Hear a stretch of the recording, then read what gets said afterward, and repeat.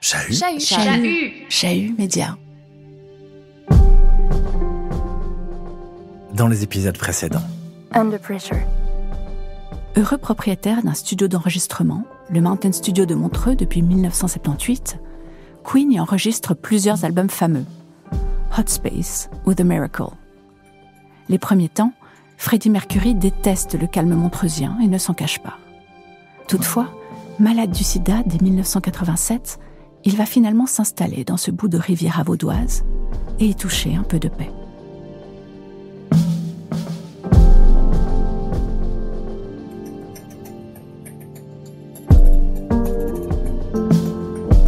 C'est le dernier épisode de cette série podcast. Juré, il sera paisible. On y suivra Freddie Mercury dans ses dernières années vécues entre Londres et Territé, alors que s'enregistrait Innuendo et surtout Made in Heaven, album posthume de Queen.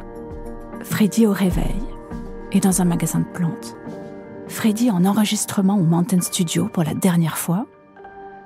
Freddie raconté par la voix de ses fans hardcore. C'est la perspective de ce 8e volet de Under Pressure. Une création Chahut Média, David Bralambert et Carole Harary. Dernier stop, Freddie Mercury. Ne pense pas à l'avenir, darling.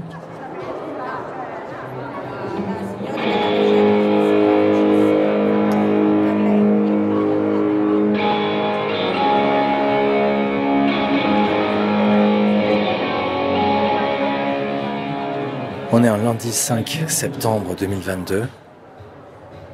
Je suis à Montreux. Le marché couvert, face au lac, face à la statue de Freddie Mercury. Parce qu'aujourd'hui, le 5 septembre, c'est l'anniversaire de Freddie Mercury. Il aurait eu 73 ans, c'est ce qu'on m'a dit. Je suis près de la statue. C'est impressionnant ce qu'ils ont fait. Les fans de Freddie Mercury l'ont vraiment tapissé avec des gerbes de fleurs. Vraiment des fleurs absolument partout. Why do you love Freddie?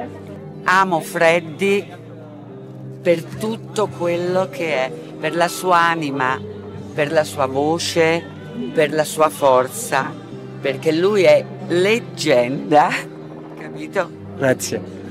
Freddie Mercury is the best musician ever born. He just has talent, charisma, and is the greatest performer ever to walk with a stage of anywhere in the world. Where do you come from? I am from Daytona Beach, Florida. Okay. Happy birthday, Freddie. We love you. We love you, Freddie. Happy birthday.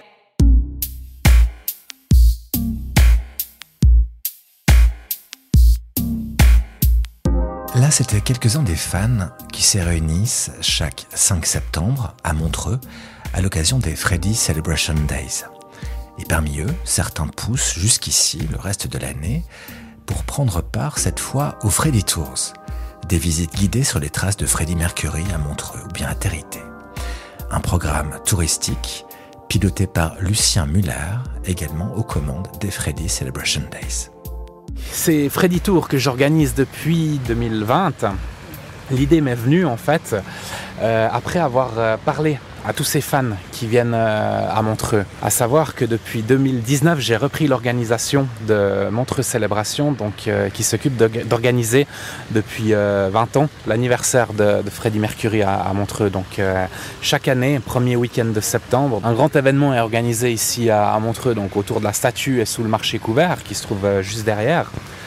L'idée, donc, c'était de réunir les fans du monde entier ici à Montreux pour rendre hommage à ce grand chanteur.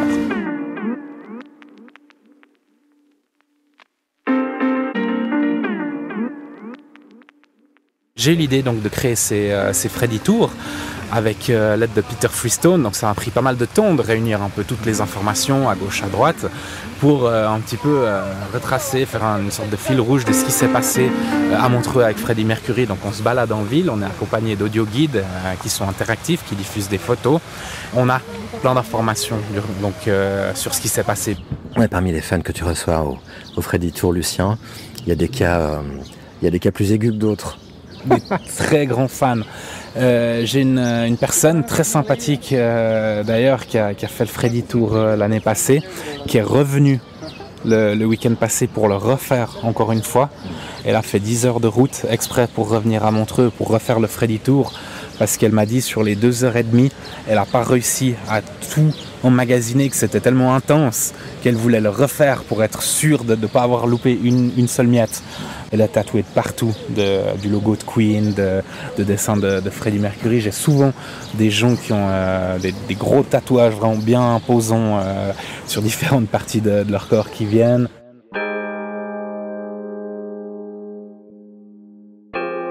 How does it feel at the end of a day like that? Do you like your job in an evening like that?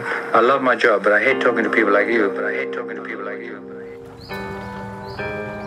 Alors, est-ce que tu peux me décrire ce qu'il y a autour de nous et ce qu'on voit?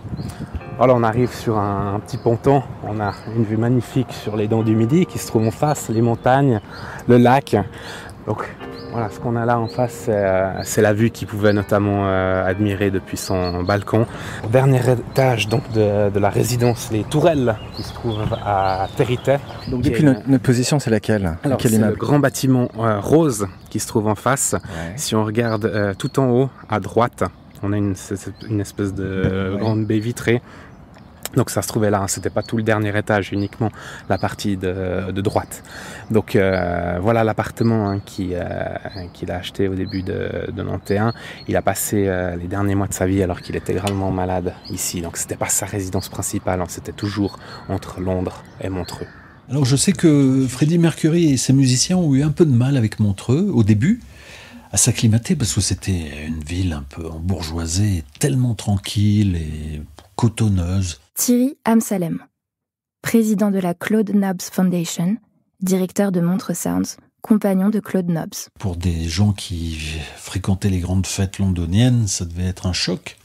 Et finalement, ils se sont aperçus que, et d'ailleurs Freddie l'a toujours dit, il disait à Montserrat Caballé, si tu veux avoir la paix dans l'âme, viens à Montreux. En fait, il avait découvert qu'il pouvait se protéger à Montreux et puis être beaucoup plus créatif. Et là, il pouvait vraiment être au fond avec lui-même. Oui.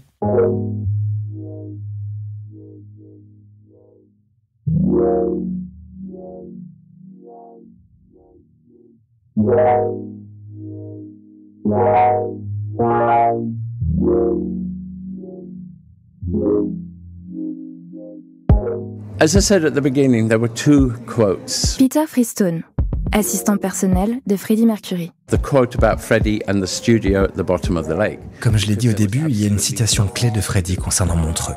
Celle où il juge que la place du Mountain Studio est au fond du lac parce qu'il n'y avait absolument rien à faire ici.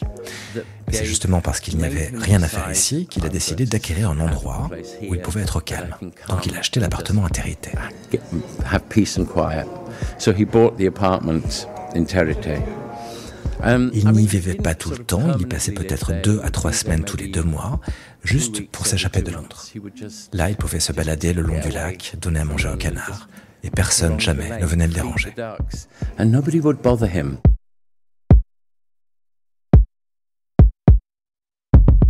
C'était comment cet endroit? Ah, c'était plein d'objets, je dirais pas rococo, mais il y avait une certaine volupté, et puis ce qui était incroyable, c'était surtout la vue sur le lac. D'ailleurs, il en a beaucoup parlé dans son dernier album. Hein. Et c'était un endroit magique pour lui. Donc pour tout ça, il faut juste imaginer qu'il fallait importer des choses. Il avait des idées absolument extraordinaires parce c'était un vrai artiste. Vicky Voca, collaboratrice de Claude Nobbs au sein de WEA, studio manager de Queen, aux commandes du Mercury Phoenix Trust. Il avait des idées bien arrêtées et je pense que c'était le dernier projet dans sa vie avec évidemment le disque où il a enregistré les vocaux. C'était le dernier projet de sa vie puis il était heureux. Je pense qu'il était vraiment très très heureux à Montreux. Et vous l'accompagnez avec, j'imagine, à la fois pudeur et puis admiration, puis une forme d'amitié qui se nourrissait de ces moments. Beaucoup de pudeur, beaucoup de pudeur. C'était une époque qui n'était pas facile, qui n'était pas évidente, parce qu'on ne parlait pas, je veux dire. Moi, je ne l'ai jamais entendu se plaindre. C'était un sacré exemple.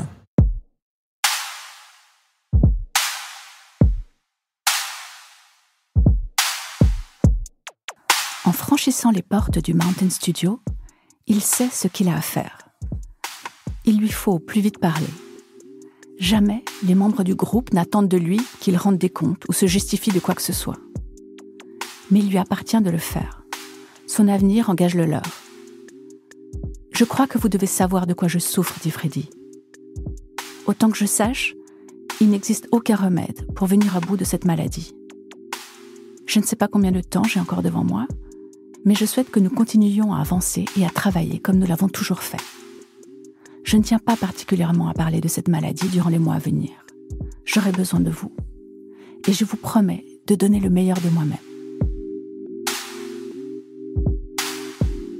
Propos rapportés dans l'ouvrage Freddie Mercury de Selim Hauer, édition Fayard, 2008.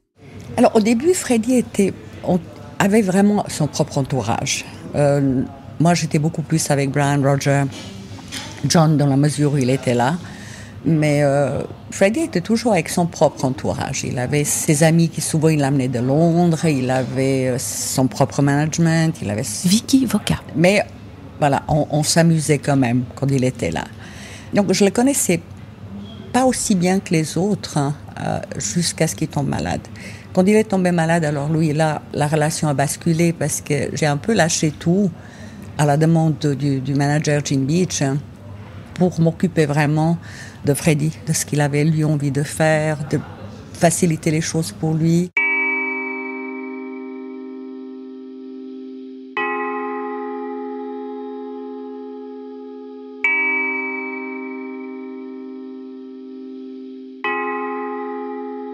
Qu'est-ce que vous aimiez faire ensemble ? On parle de petites choses peut-être aussi. Alors les petites choses, c'était aller chercher des plantes. Il avait un balcon et son compagnon, donc Jim Hatton, était jardinier de métier. Et on allait les trois, on allait faire les jardineries de la région pour trouver des petites plantes pour le balcon. Ouais, ça m'est resté. Vraiment, c'était quelque chose de magnifique. Et puis, et souvent, on allait manger ensemble. C'était un épicurien, il adorait des beaux restaurants, jusqu'à la fin.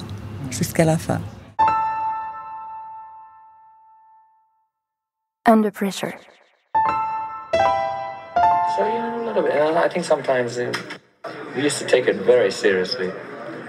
And I think it got a bit too serious. And I just thought to myself, we should try and inject some fun into it, so that you don't get too serious and too moody about it. Alors, Freddie Mercury, qui était un vrai gentleman, qui n'était pas du tout dans mon restaurant habillé à la même chose que sur scène. Il venait souvent habillé avec un costume cravate bleu, avec une cravate jaune, des souliers toujours vernis. Denis Martin, chef cuisinier, Vevey. Alors, Freddie Mercury, jusqu'à la dernière fois, jusqu'au dernier repas chez nous, il se laissait toujours faire, on lui faisait entre 8 et 9 plats différents. Il était toujours avec Roger Taylor, Brian May, ils étaient toujours ensemble. Quand ils enregistraient au Mountain Studio, ils venaient en tout cas 2 fois par semaine. Et Mercury, il avait un côté qui était cool. Moi, je me rappelle une anecdote qui était assez dingue. Une fois, il était venu manger avec Claude Nobs, et puis avec toute l'équipe, Brian May, Taylor, et puis Queen. Et puis, il avait demandé à Claude s'il pouvait faire un bout à pied. Et depuis, je crois, juste avant Roche, il était venu à pied parce qu'il avait dit « J'ai un petit peu hier soir festoyé et puis j'aimerais bien être en forme quand j'arrive au repas. » Donc, il avait fait 4-5 km à pied. Alors, c'était rigolo de penser que Freddie Mercury se baladait de Roche à Yverdon, au bord de la route cantonale.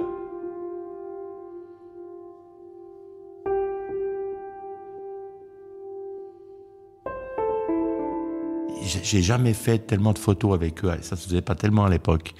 Et puis j'avais jamais demandé d'autographe non plus, on le faisait pas, on avait un certain respect, on ne demandait pas. Ils sont arrivés les 4, et à un certain moment, au début du repas, je me rappelle toujours, Freddie Mercury, il avait les pieds très enflés. Lui qui était toujours avec des chaussures très vernies, très, très serrées, il était avec des baskets, mais sans lacets. Je me rappelle, il était pas bien, quoi.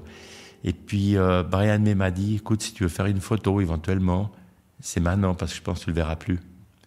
Et il n'a pas fait le repas. Il est parti. Ils ont commencé à manger. Il est parti tout de suite. Le chauffeur l'a ramené à la maison. C'est la dernière fois que je l'ai vu.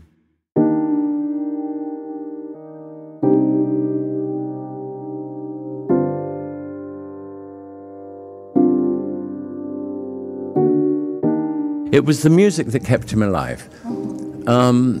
When he was diagnosed in 1987 in spring, Peter Friston. Nobody. C'était la musique qui le maintenait en vie. Quand il a été diagnostiqué au printemps 1987, personne ne savait combien de temps il lui restait à vivre. Ça pouvait être 5 semaines, 5 mois, 5 ans, on ne savait pas. 5 weeks, it could be 5 months, it could be 5 years. Nobody had any idea. But the doctors had put a sort of expectation of 2 years.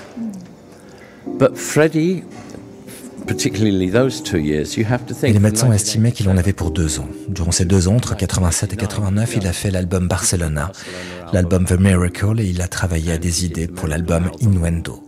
Donc, littéralement, c'était la musique qui lui permettait de continuer. Innuendo. So, it was really, literally the music that kept him going. Freddie m'a appris ça. Ne jamais avoir de regrets. Pense seulement à aujourd'hui et à demain. C'est tout. Je pense que le seul regret qu'il a pu éprouver à la fin, c'est de partir en ayant encore de la musique en lui. Parce que jusqu'au bout, en 99, il a continué à enregistrer. Because he recorded through into 1991.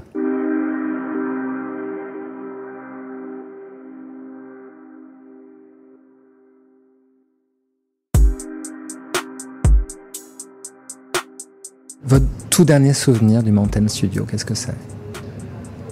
Un souvenir à chérir. C'est le dernier enregistrement de Freddie. C'était le dernier jour d'enregistrement.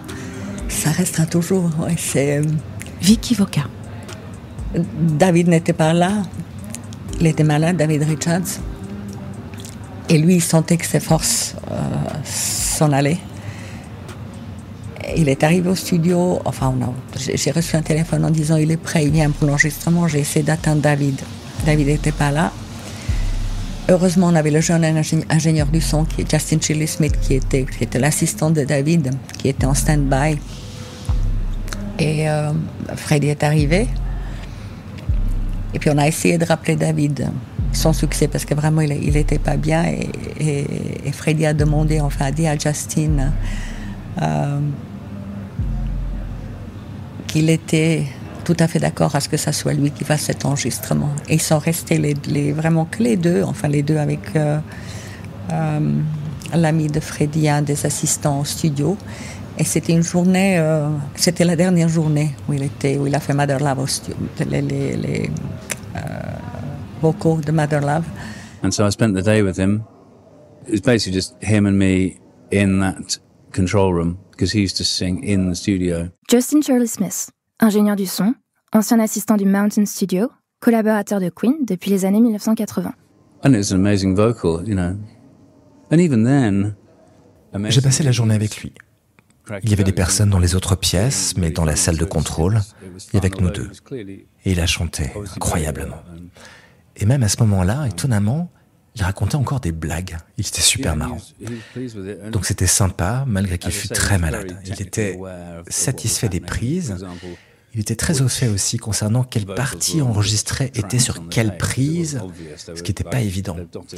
Il me disait par exemple, est-ce qu'on peut insérer cette ligne sur la piste 14 ? Lui, il avait toute la chanson en tête, il contrôlait tout.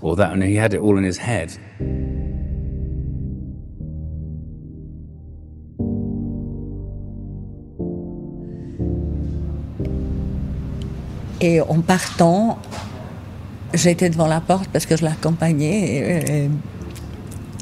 J'ai pas réalisé, mais c'est lui qui a fermé la porte. Il ne fermait jamais les portes derrière lui. Mais cette fois-là, je sais pas. Est-ce que c'était un hasard ou c'est lui qui a fermé la porte du studio et puis il est parti.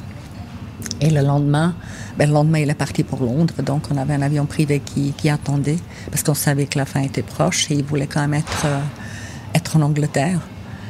Et Je l'ai vu la dernière fois, je l'ai vu quand je l'ai mis dans la limousine pour partir à l'aéroport.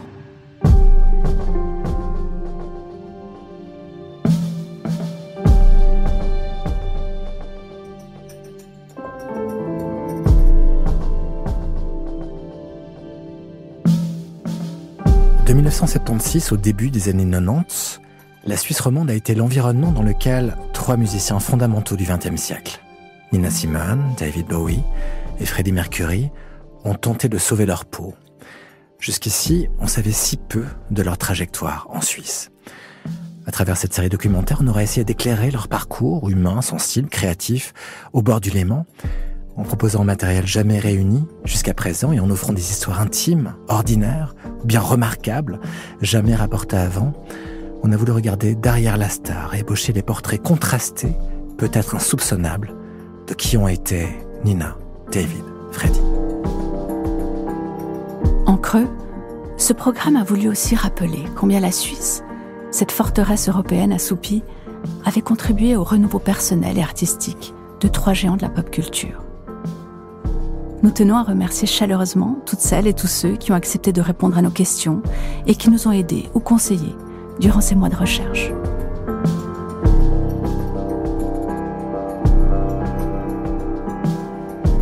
C'était Under Pressure, une création Chahut Média. Interview et réalisation David Brun-Lambert et Carole Harari.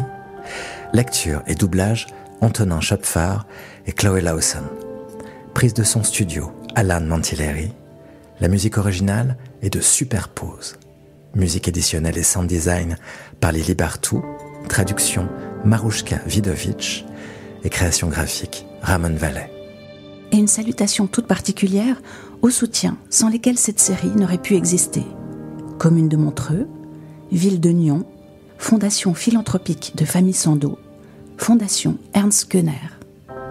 Mais aussi, merci à nos partenaires, Le Temps, Montreux Jazz Artist Foundation, la Claude Nobs Foundation, EPFL, Meta Media Center. Vous pouvez retrouver tous les épisodes de Under Pressure sur le site de Chahut Média, chahut.ch, et sur l'ensemble des plateformes de diffusion de podcasts. Si vous avez apprécié cette série, dites-le nous avec des étoiles et surtout, merci de la partager.